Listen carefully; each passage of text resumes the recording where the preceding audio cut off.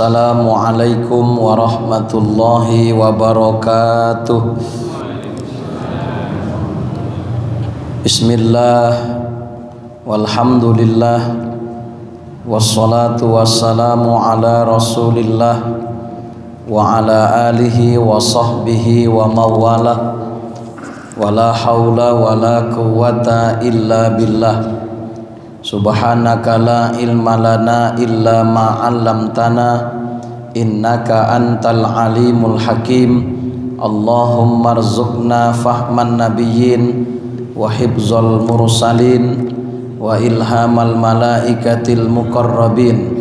Allahumma aghnina bil ilmi wa zayyinna bil hilmi wa akrimna bit taqwa wa jammilna bil afiyah birahmatika ya arhamar rahimin. Faqala Allah ta'ala fil Qur'anil Karim, bismillahirrahmanirrahim, ya ayyuhalladzina amanu kutiba alaikumus syiyam kama kutiba alal ladzina min qablikum la'allakum tattaqun. Shadaqallahul azim. Puji dan syukur kita panjatkan kehadirat Allah Subhanahu wa ta'ala yang masih memberikan kepada kita berbagai macam nikmat dan karunia, terutama sekali nikmat iman dan Islam, kesehatan, kesempatan, panjang umur, sehingga pada pagi hari ini kita dapat hadir kembali di masjid yang kita cintai dalam rangka melaksanakan sholat fardu subuh secara berjamaah. Salawat dan salam sama kita hadiahkan kepada junjungan alam Sayyidul Anam Rasulullah Muhammad sallallahu alaihi wasallam. Semoga kita akan mendapatkan syafaatnya nanti di hari kiamat kelak. Amin ya rabbal alamin. Bapak Ibu hadirin rahimakumullah, pagi ini kita akan membahas satu buah hadis yang berkaitan dengan puasa. Saya yakin Bapak Ibu udah sering mendengarnya, tapi di kitab kita ini akan dibahas tentang kenapa demikian. Rujukan kita kitab Lataiful Ma'arif karangan Imam Ibnu Rajab Al-Hambali. Hadisnya, bismillahirrahmanirrahim, sabata fis sahihain, telah sabit di dalam kitab Sahih Bukhari dan Muslim, an Abi Hurairah radhiyallahu anhu, dari Abu Hurairah, semoga Allah meridhoinya, anin nabiyyi sallallahu alaihi wasallam, dari Nabi sallallahu alaihi wasallam, qol, ia bersabda, kullu amali ibni adam lahu, setiap amal anak Adam, setiap amal manusia, lahu, untuknya, untuk kita yang mengamalkan, al hasanatu bi asri amsalihah, satu hasanah, satu kebaikan yang kita lakukan dibalas Allah 10 kali lipat, ila sab'i mi'ati di'fin, sampai 700 kali lipat. Amal yang kita lakukan itu, setiap satu kebaikan dibalas Allah 10, bahkan sampai 700 kali lipat. Qala Allahu azza wa jalla, berfirman Allah azza wa jalla, illa siyam, kecuali puasa, fa innahu li, sesungguhnya puasa itu untukku, wa ana ajzi bihi, dan saya nanti yang akan membalasnya.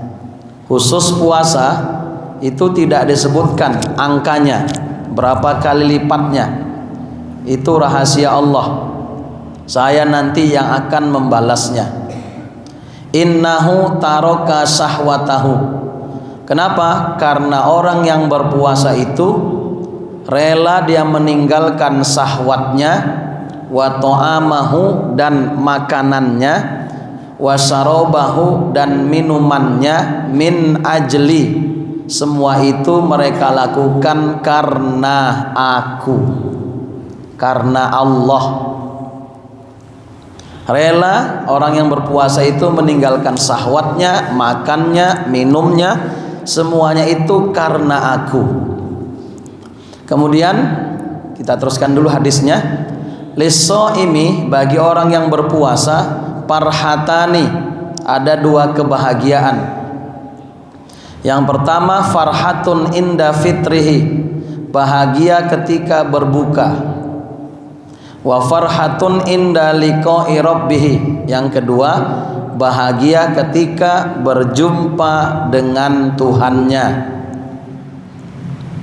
Wala khulufu famis shaim, dan sungguh bau mulut orang yang berpuasa, atyabu indallah, lebih baik, lebih wangi di sisi Allah, min rihil miski, daripada minyak kasturi. Bau mulut orang yang berpuasa lebih wangi di sisi Allah, bukan di sisi teman kita. Kalau di sisi kita bau bangke, ini di sisi Allah, bau mulut orang yang berpuasa itu lebih wangi, lebih baik daripada minyak kasturi. Muttafaqun alaih, hadis riwayat Bukhari dan Muslim. Baik, yang ingin kita kupas di sini adalah mengapa khusus untuk puasa tidak dijelaskan berapa balasannya. Selain puasa, sholat, sedekah, baca Quran, haji, umroh, itu balasannya bisa 10 sampai 700 kali lipat, kecuali puasa. Balasan untuk puasa itu berlipat ganda tanpa batas, tidak disebutkan berapa angkanya, melainkan tanpa batas. Kenapa? Di kitab kita ini dijelas. Kita baca sedikit penjelasannya. Yakunu istisna'us saum minal a'malil mudha'afati, adalah pengecualian puasa dari amal-amal yang dilipat gandakan. Fatakunul a'malu kulluha, maka adalah amal-amal semuanya itu tudha'afu, dilipat gandakan Allah, bi asri amsaliha ila sab'i mi'ati di'fin, dengan dilipat gandakan Allah 10 bahkan sampai 700 kali lipat. Illa siyam, kecuali puasa. Fa innahu la yanhasiru, karena sesungguhnya puasa itu la yanhasiru tat'ifuhu fi hadzal adad, tidak terbatas kelipatannya dalam bilangan-bilangan. Bal yudha'ifuhullahu azza wa jalla at'afan katsirah bi ghairi hasri adadin, akan tetapi Allah melipat gandakan pahala orang yang berpuasa itu dengan kelipatan yang sangat banyak tanpa batas bilangan angka. Nah, ini dia. Kalau yang lain masih ada angkanya, Pak, berarti masih terbatas 10 sampai 700 kali lipat, kecuali puasa. Allah balas pahala puasa yang kita lakukan itu dengan kelipatan yang sangat besar tanpa batas angka. Nah, kenapa kok bisa besar tanpa bilangan angka, tanpa batas bilangan angka? Ini jawabannya. Fa innas siyama minas sabri, karena sesungguhnya puasa yang kita lakukan itu bahagian daripada kesabaran. Wa qad qala Allah Ta'ala, dan sungguh telah berfirman Allah Ta'ala, innama yuwaffas sabiruna ajrahum bighairi hisab, sesungguhnya disempurnakan orang-orang yang sabar itu pahalanya tanpa batas. Az-Zumar ayat 10. Inilah alasan mengapa pahala puasa itu dibalas Allah dengan kelipatan yang sangat banyak tanpa batas angka. Jawabannya karena puasa bahagian daripada kesabaran. Sedangkan pahala orang yang sabar dijanjikan Allah dalam Quran surat Az-Zumar ayat 10, sesungguhnya disempurnakan orang-orang yang sabar itu pahala mereka bighairi hisab, tanpa batas. Inilah alasan kenapa pahala puasa ya balasannya besar sekali tanpa batas, karena puasa sama dengan sabar.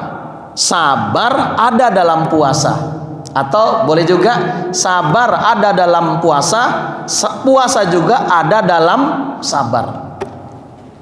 Jelas Bu jawabannya? Bu? Nah, baik, karena udah jelas kita tutup dengan doa. Kita nggak usah lama-lama pagi ini. Cocok Pak? Udah? Udah dapat jawabannya kan? Rupanya alasannya karena puasa hakikatnya sabar. Sedangkan pahala orang yang sabar disempurnakan Allah tanpa batas.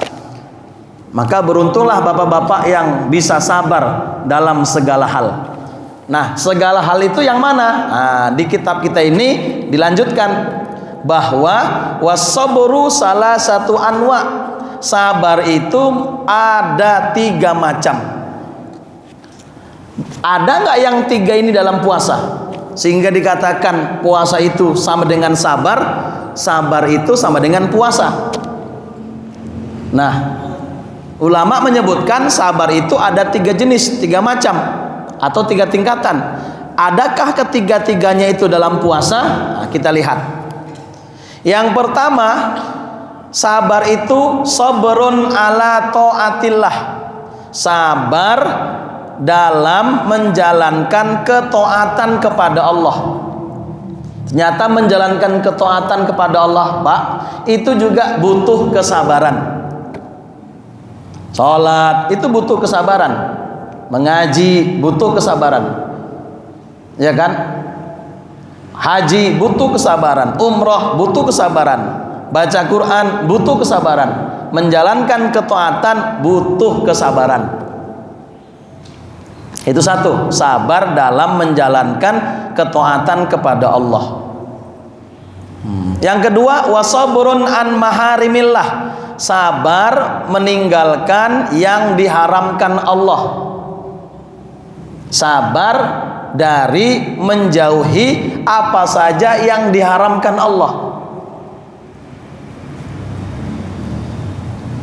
Ada uang terletak 1 juta. Pas pula momennya mau lebaran ini kan, di kantong nggak ada duit. Orang yang nggak sabar pasti diambil. Orang yang sabar dia nggak akan ambil itu, bukan duitku. Maka kenapa banyak pejabat-pejabat di negeri ini korupsi? Karena mereka tidak sabar untuk megang duit banyak, MM-an itu mereka nggak sabar. Padahal kalau bekerja saja serius, lama-lama yang MM-an itu bisa mereka pegang, tapi caranya halal. Akibat nggak sabar, akhirnya jalan pintas, ujungnya korupsi. Maaf, termasuk kenapa terjadi perzinahan? Yaitu tadi jawabannya karena tidak sabar. Akhirnya terjadi. Padahal kalau sabar sedikit, setahun kemudian, 2 tahun kemudian mereka nikah, dapat nggak itu? Dapat. Gak usah perlu dijelaskan kali, udah paham kok. Jadi sabar yang kedua, sabar dari meninggalkan yang haram-haram.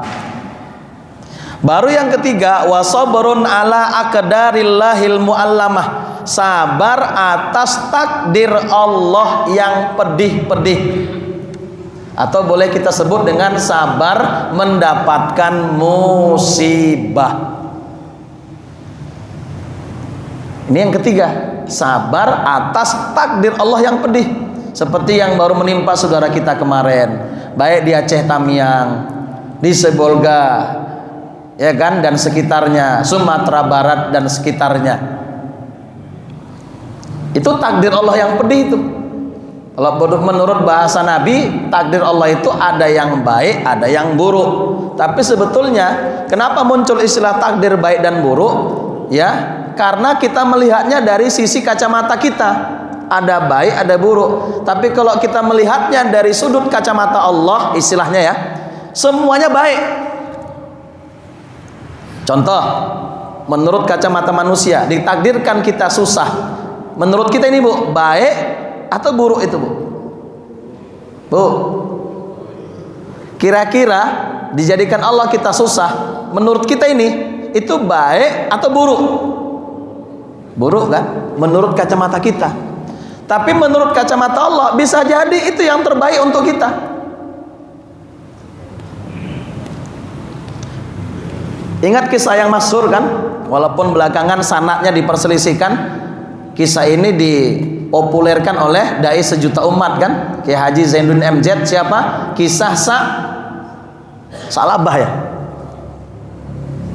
yang awalnya susah, iya, Sa'labah ya kan, yang awalnya susah, rajin ke masjid 5 waktu nggak tinggal, belakangan minta sama Nabi agar dijadikan orang kaya. Nabi nasihati, qalilun tuaddi sukrahu khairun min kasirin la tuaddi sukrahu. Ketika Sa'labah minta sama Nabi agar dijadikan orang kaya, didoakan jadi orang kaya. Apa kata Nabi? Sa'labah, sikit tapi bisa membawa engkau bersyukur itu lebih baik ketimbang banyak nanti ternyata belum tentu membawa engkau menjadi hamba yang bersyukur. Enggak ya Rasul, aku yakin kalau aku kaya, aku lebih rajin ke masjid. Sebelum azan pun udah datang aku. Kira-kira gitulah. Apa yang terjadi? Begitu kaya, tinggal masjidnya. Kecuali Jumat. Lama-lama tinggal Jumatnya. Udah gitu tambah kaya, tambah pelit pula. Akhirnya, ya kan, Allah binasakan balik seluruh harta kekayaannya. Nah, kacamata kita itu, kacamata kita. Ada baik, ada buruk. Tapi kalau dalam pandangan Allah semuanya baik. Kutiba alaihimul qitalu wa huwa kurhul lakum asa an takrahu say'aw wa huwa khairul lakum wa asa an tuhibbu say'aw wa huwa syarrul lakum.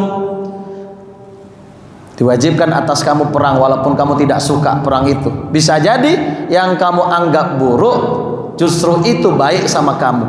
Sebaliknya yang kau anggap baik bisa jadi buruk sama kamu.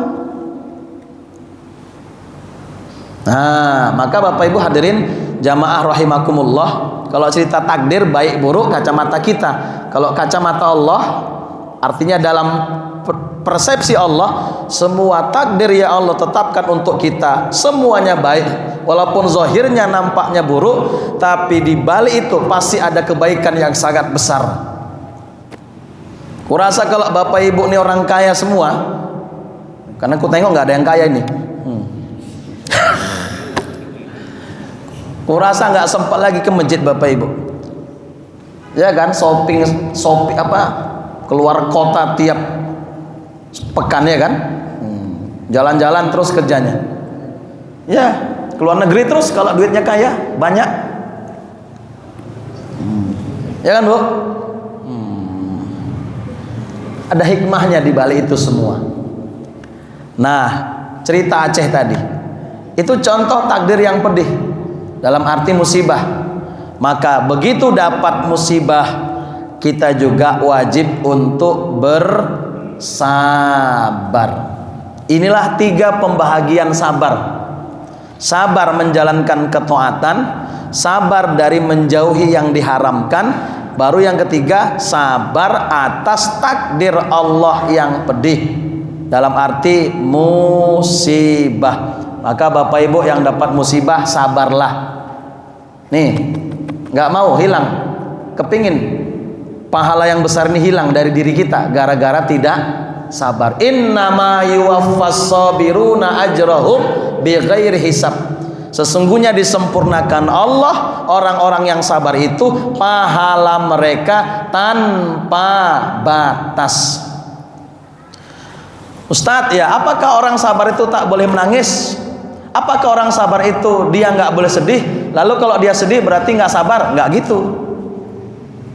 Apa kata Nabi? Wal ainu tadma wal qalbu yahzan. Sifat mata itu menangis dan sifat hati itu bersedih. Jadi kalau ada orang dapat musibah, dapat ujian pahit, lalu dia bersedih, bukan tanda itu nggak sabar. Atau dia menangis, meninggal cucunya, meninggal anaknya, bukan tanda itu nggak sabar. Sebab Nabi pun juga menangis, meninggal anaknya Ibrahim, ya kan, meninggal pamannya Abu Thalib dan segala macam. Lalu sabar yang dimaksud sesungguhnya itu seperti apa? Nah, ini dia. Kata Imam An-Naisaburi, sabar yang sesungguhnya adalah bukan berarti sabar itu tidak merasakan sedih dan pahitnya musibah yang dialami. Fa innahu la yumkin, karena itu tidak mungkin. Bu, di bulan puasa menjelang lebaran, nggak ada duit di tangan. Pahit nggak itu, Bu? Pahit kali pun. Ya udahlah, mau kayak mana lagi? Sabar. Sabar. Bapak mau lebaran puasa malah nggak kerja-kerja 3 bulan. Pahit nggak itu, Pak? Pahit. Sabar. Nah, lalu sabar yang sesungguhnya seperti apa? Kata Imam An-Naisaburi, orang yang sabar bukan berarti tidak merasakan pahitnya ujian dan cobaan, karena itu tidak mungkin. Nah, oleh karena itu sabar yang sesungguhnya adalah manakala dia mampu menyembunyikan kesulitan, derita, kepayahan hidup yang sedang dia alami dari pandangan orang lain. Inilah sabar yang sesungguhnya. Mampu menyembunyikan, merahasiakan kepahitan, derita, kesulitan yang sedang dihadapinya dari pandangan makhluk, sehingga orang tak tahu kalau awak ini sesungguhnya susah amat, sehingga orang tak tahu kalau awak ini sedang sulit banget, sehingga orang tak tahu kalau awak ini sedang nggak punya duit, 2 bulan nggak megang duit, tapi orang tak tahu. Itu baru sabar yang sesungguhnya. Bisa kira-kira kayak gitu? Hah? Itu baru sabar yang sesungguhnya. Kenyataan kan nggak kayak gitu. Banyak kali kita mudah obral susah di hadapan orang. Ngomong sini ngeluh cerita susah, ngomong sini ngeluh cerita susah, ngomong sana ngeluh cerita susah. Mudah obral susah itu tanda tidak sabar. Bahkan dalam kitab Nasoihul Ibad karangan Imam Nawawi Banten, siapa yang berpagi-pagi dia mengeluhkan nasib susahnya kepada tetangganya, kepada kawannya, berarti dia sedang mengadukan Tuhannya kepada makhluknya. Seolah-olah dia menjadikan Allah sebagai tersangka dan kawannya itu sebagai hakim. Karena yang membuat susah dia siapa? Allah. Dia laporkan susahnya sama kawannya, berarti seolah-olah menjadikan Tuhan sebagai tersangka. Tahu kau kenapa aku susah? Tuhan yang membuat aku susah. Ini tanda jahat adab, sejelek-jelek adab. Kalau mau mengeluh, mengeluhlah cukup kepada Allah. Apa kata Imam Syafi'i? Kesusahan sembunyikan, kenikmatan tampakkan. Jangan sebaliknya, kenikmatan dirondoi, kesusahan diobral. Ini salah. Ya Bu, bisa? Itulah sabar yang sesungguhnya. Ini kalau dicek bapak-bapaknya nih, banyak yang nggak megang duit ini. Tapi nggak tahu kanan kiri kalau dia nggak megang duit. Nah, itu sabar itu. Dia mampu merahasiakan kesulitannya, penderitaannya, kepahitan hidupnya dari pandangan orang lain, sehingga orang mengira kalau kita ini aman-aman saja, sehingga orang mengira kalau kita ini biasa-biasa saja, sehingga orang menganggap kita ini punya duit padahal nggak punya duit, karena nggak pernah cerita ngeluh sama orang. Itulah sabar yang sesungguhnya. Kenikmatan tunjukkan, kesulitan sembunyikan, kefakiran rahasiakan, kenikmatan tampakkan. Bagaimana cara menampakkan kenikmatan? Bukan maksud mau pamer riak, sombong, enggak. Seperti apa yang disampaikan oleh Sayyiduna Umar bin Khattab. Apa kata Umar bin Khattab? Kalau kalian ada masalah dalam urusan Al-Quran, nih jumpai itu pakarnya, Ubay bin Ka'ab, sahabat Nabi yang ahli Quran. Imam pertama sholat tarawih yang 20 rakaat secara berjamaah di masa Khalifah Umar bin Khattab. Imamnya Ubay bin Ka'ab, ahli Quran.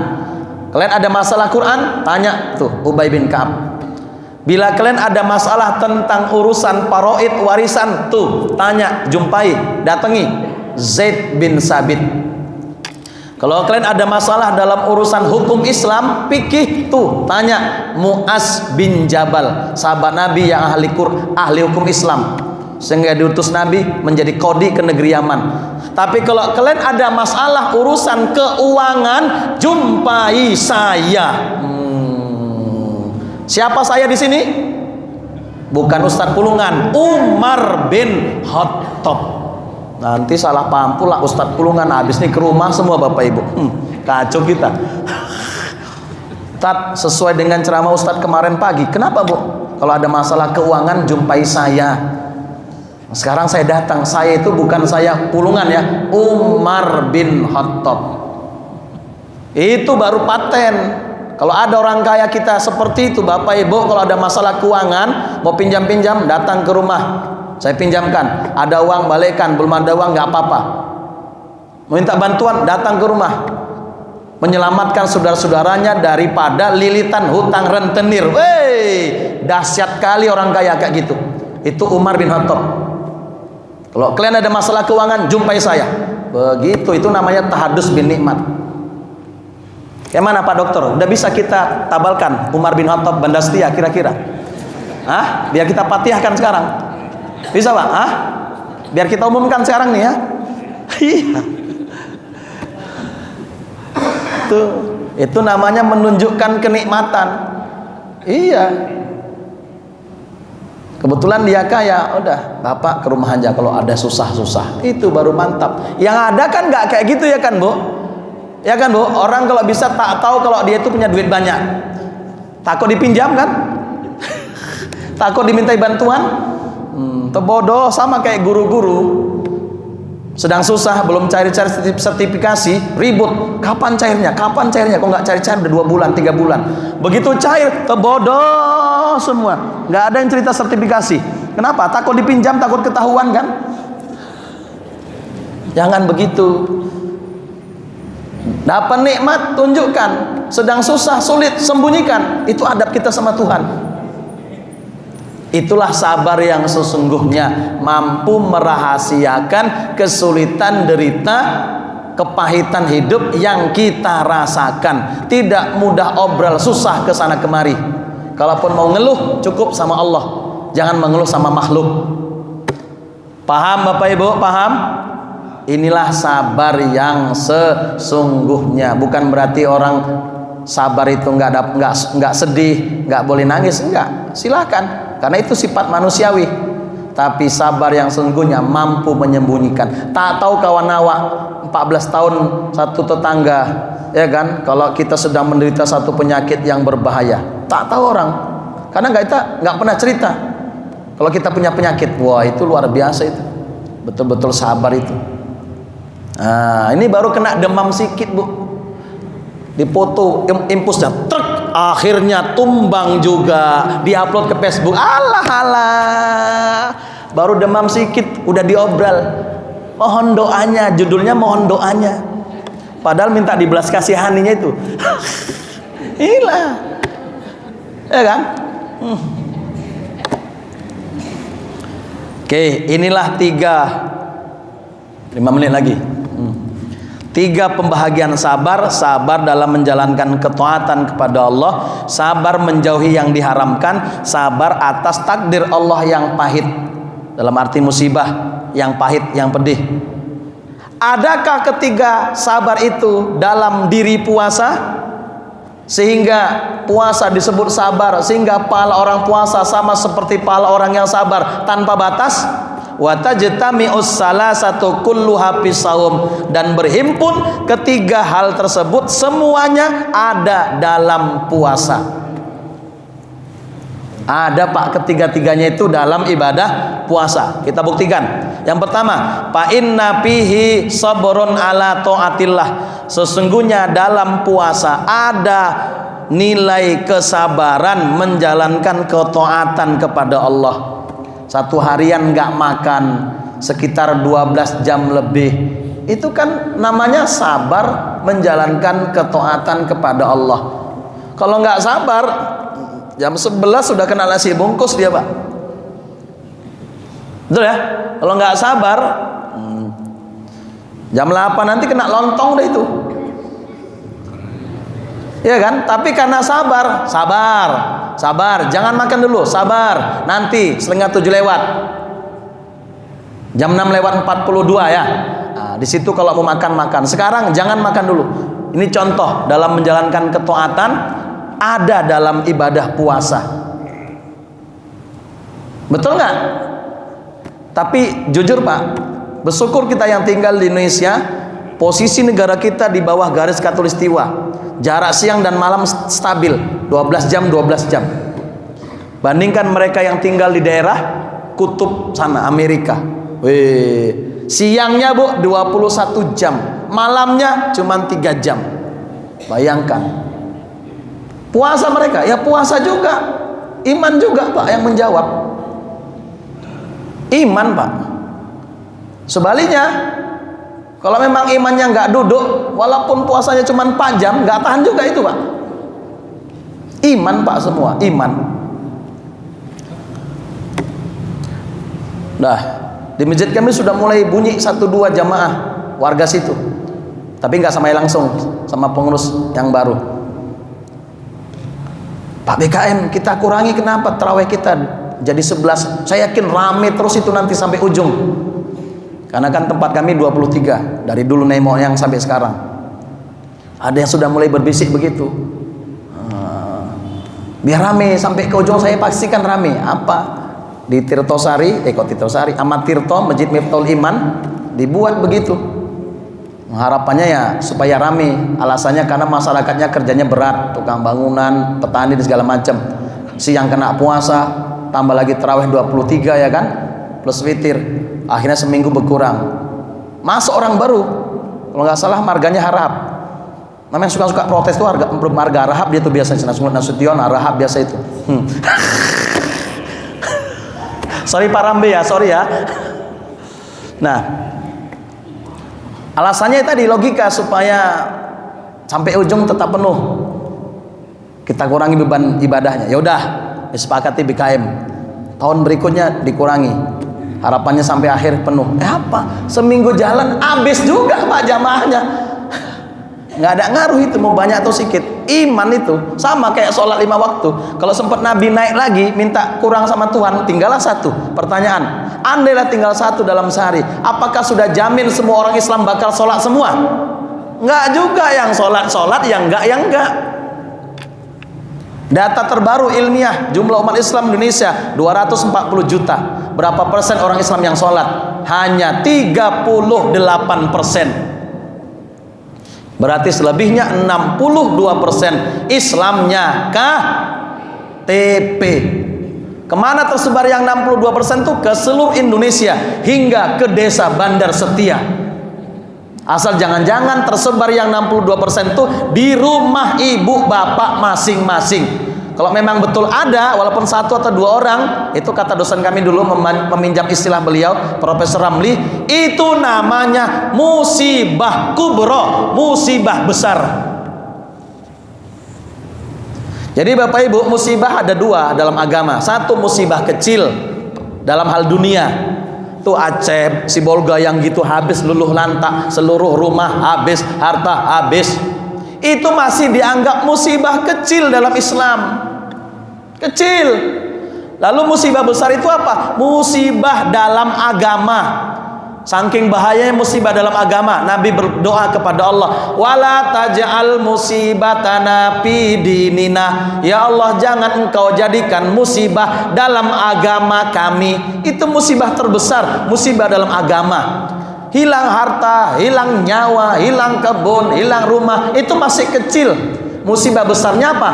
Musibah dalam agama. Apa contohnya? Masih ada di antara keluarga kita yang tidak mau sujud kepada Allah, tidak mau sholat, tidak mau puasa. Itulah musibah terbesar, yaitu musibah agama.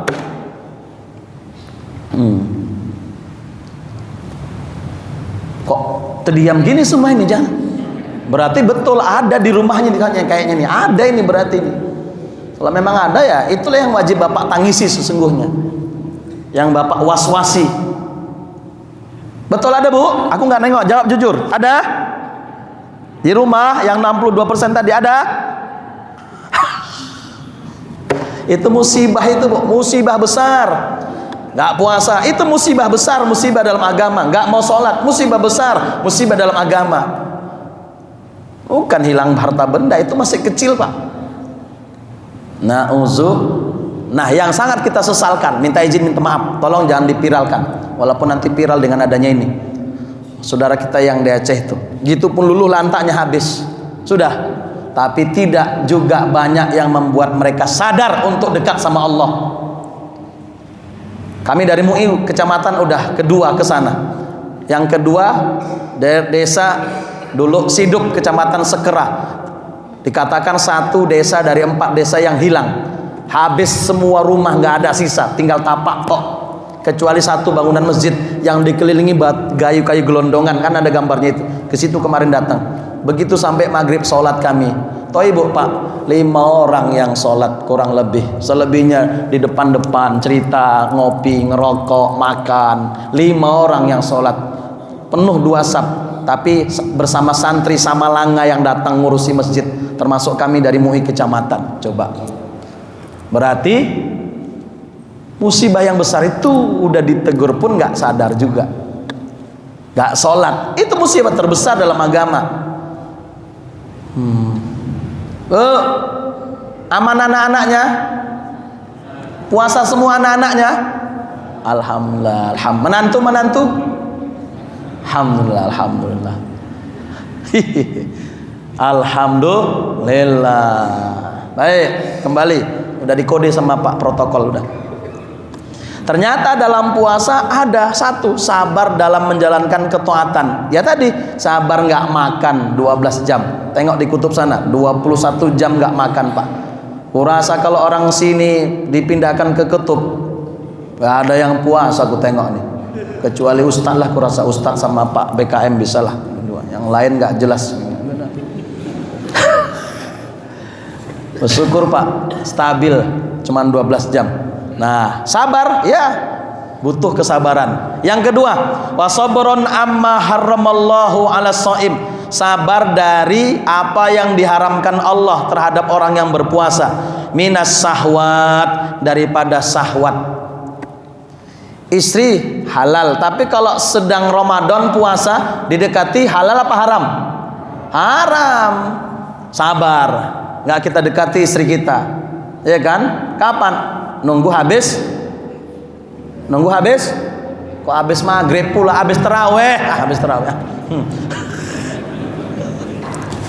Nah, makanan, ya, kalau kita sentuh sedang puasa, apa hukumnya? Haram. Tapi jangan kau puasa, sabar, meninggalkan yang haram. Akhirnya nggak kita sentuh makan tuh. Minuman begitu juga. Bila kita sentuh, kita minum di saat kita puasa, kan hukumnya haram. Sabar, sebab kalau kau minum, kau makan, hukumnya haram. Berdosa. Akhirnya kita tahan, nggak kita makan, nggak kita minum. Kapan? Nanti setelah maghrib dan lain-lain sebagainya. Jadi makan minum sedang puasa hukumnya haram. Kita tahan diri untuk tidak makan tidak minum, berarti kita sabar dari melakukan yang diharamkan. Baru yang kemudian yang ketiga, wasabrun ala ma yahsulu lis-shaim. Sabar yang ketiga, sabar atas apa yang terjadi bagi orang yang berpuasa fihi pada bulan Ramadan min alamil ju'i wal atos wa dha'fin nafsi wal badan, dari pahitnya lapar dan haus. Sabar yang ketiga, sabar atas takdir Allah yang pedih. Lapar, pedih nggak bu? Pedih, sabar. Haus, pedih nggak? Pedih, sabar. Badan pun lemah, pedih, sabar. Berarti sabar yang ketiga pun ada dalam ibadah puasa. Sabar atas takdir Allah yang pahit. Lapar itu pahit pak, haus itu pahit, fisik lemah itu pahit. Tapi yang mau kayak mana? Sedang puasa, dituntut kita untuk sabar. Nah, berarti 3 bentuk kesabaran itu berhimpun semuanya dalam ibadah puasa. Maka sabar sama dengan puasa, puasa sama dengan sabar. Sehingga kenapa pahala orang sabar disempurnakan Allah tanpa batas? Pahala orang puasa disempurnakan Allah tanpa batas, karena orang yang berpuasa pasti sabar. Sebagaimana firman Allah, orang yang sabar pahalanya disempurnakan Allah tanpa batas. Inilah rahasia kenapa pahala orang yang berpuasa itu untukku, aku nanti yang akan membalasnya. Allah akan lipat gandakan dengan kelipatan yang besar tanpa batas, karena memang kita dituntut dalam puasa itu untuk sabar. Ya, termasuk sabar yang haram-haram lainnya apa? Marah-marah, ya kan? Mencela orang, maki-maki dan lain-lain sebagainya. Selamat bagi kita yang bisa sabar dalam menjalani hidup ini. Di samping tentunya juga kita harus bersyukur dalam hidup. Demikian, terima kasih. Assalamualaikum warahmatullahi wabarakatuh. Kepada Bapak Ibu ada yang mau bertanya, silakan. Tolong apa?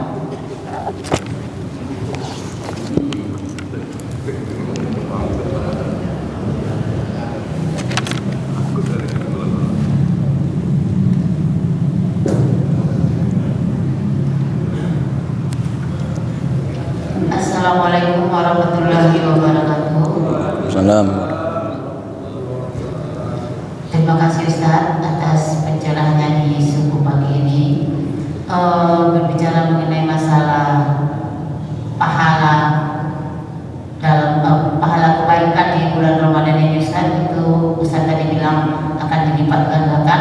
Bahkan pahala puasa itu tanpa batas. Kita nggak tahu seberapa Allah itu melipat gandakan pahala tersebut tanpa batas. Muncul pertanyaan di sini Ustaz. Terkadang kita merasa bertanya-tanya gitu Ustaz, atau merasa insecure, bahasa kerennya gitu. Apakah puasa kita ini diterima? Jadi bagaimana cara mengatasi rasa insecure tersebut Ustaz? Assalamualaikum warahmatullahi wabarakatuh. Iya. Jadi dalam konsep tasawuf ada istilah roja, ada khauf. Ya, roja dan khauf.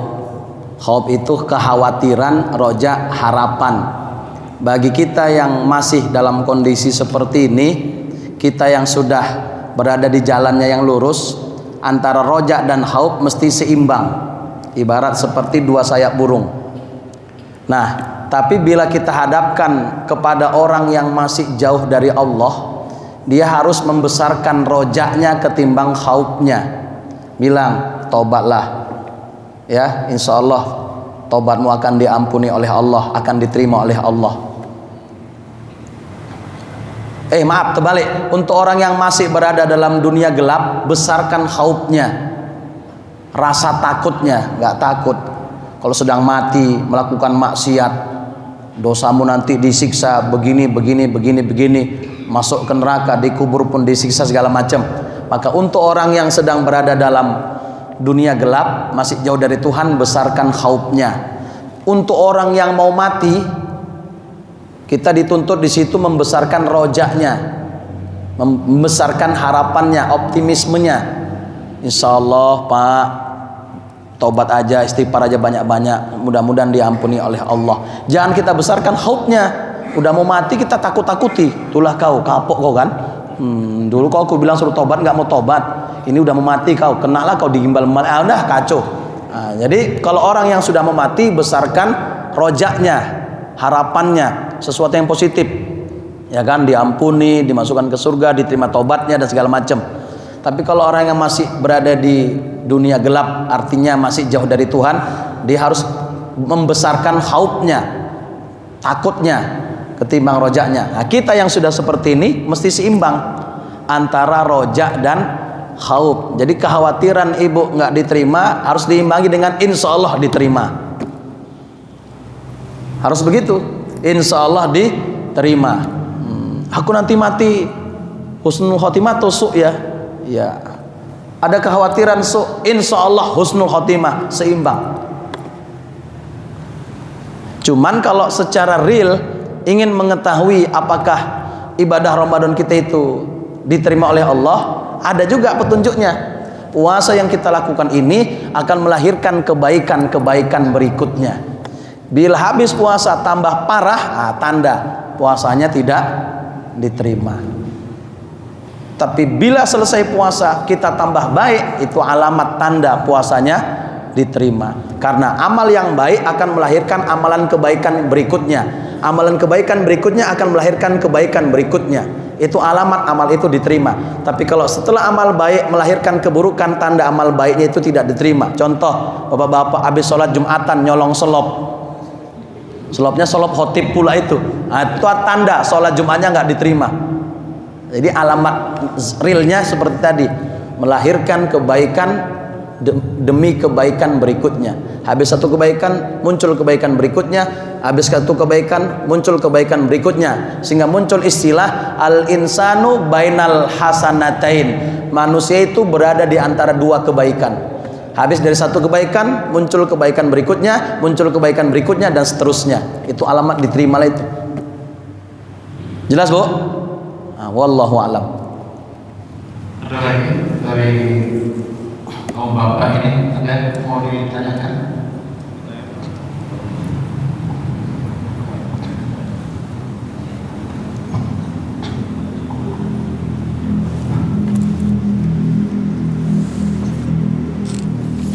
Assalamualaikum warahmatullahi wabarakatuh. Assalamualaikum warahmatullahi wabarakatuh. Tadi Ustaz dalam ceramah tadi dari sahabat Ustaz itu terhadap istri Ustaz. Di dalam sosial media kita juga pernah melihat gambar-gambar atau drama-drama itu Ustaz. Drakor. Apakah itu membuat sahabat kita naik termasuk membatalkan puasa atau membatalkan pahala puasa? Iya. Ya, termasuk syahwat apa saja. Sama istri aja jangan, apalagi sama yang lain ya kan. Jadi pokoknya apa saja perkara yang bisa menumbuhkan syahwat itu merusak dan mengurangi nilai pahala puasa, termasuk sama istri. Sehingga cipika-cipiki pun kalau bisa mendatangkan syahwat hukumnya haram ketika sedang puasa ya. Termasuk pegangan tangan, kalau gara-gara itu syahwatnya muncul sedang dipajak, jangan pegangan, pakai tali, pegangannya pakai tali. Ketimbang mana tahu bapak tuh syahwatnya tinggi, kan ada orang syahwatnya tinggi, pakai tali pak. Bonceng naik kereta kasih kotak box itu biar ada pelapis. Ya itu termasuk. Jadi syahwat umum bukan hanya istri, ya karena sama istri pun kalau sedang puasa jadi haram hukumnya. Apalagi kepada yang lain. Drama-drama Korea pula ya kan. Tumbuh syahwat. Tahulah drama Korea kan pakaiannya kurang-kurang bahan semua kan. Ya itu merusak. Di samping mata pun juga rusak dibuatnya kan. Jadi stop dulu bapak nonton kayak gitu ya. Ya apa saja, pokoknya apa saja yang bisa mendatangkan syahwat, baik dari praktik langsung atau dari tontonan, dari pembicaraan, dari pendengaran, termasuk lagu dangdut yang diputar tapi lagunya lagu syahwat. Kan ada lagu-lagu yang bisa menimbulkan birahi, itu haram juga didengar. Apa contohnya? Apa contohnya?